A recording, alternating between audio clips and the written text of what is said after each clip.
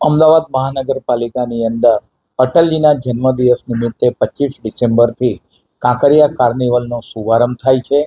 રોજ સાંસ્કૃતિક કાર્યક્રમો ગુજરાતના ખ્યાતનામ કલાકારો દ્વારા 25 ડિસેમ્બર સાંજે 7 કલાકથી શરૂ કરી 31મી ડિસેમ્બર સુધી અલગ અલગ 3 સ્ટેજ ઉપર વિવિધ સાંસ્કૃતિક કાર્યક્રમો કરવામાં આવે છે, જેનો શુભારંભ ગુજરાત રાજ્યના માનનીય મુખ્યમંત્રી શ્રી 25 ડિસેમ્બરે સાંજે 7 કલાકે કરાવશે.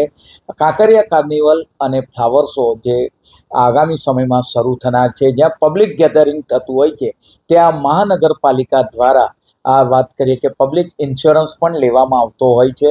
The Orient insurance company limited પાસેથી આ વખતે 5,000 કરોડનો ઇન્સ્યોરન્સ વીમો જે લેવામાં આવેલો છે, તો ખાસ કરીને કોઈ આકસ્મિક કોઈ ઘટના, ફાયરની ઘટના અથવા તો અન્ય બીજી ઘટના ના બને એ માટે પબ્લિકના રક્ષણ માટે આ ઇન્સ્યોરન્સ લેવામાં આવતો હોય છે.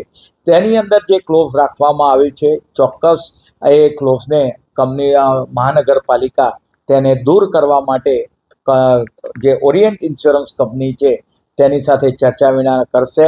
કારણ કે કાંકરિયા કાર્નિવલની અંદર કોઈ પણ જાતની ટિકિટ લેવામાં આવતી નથી.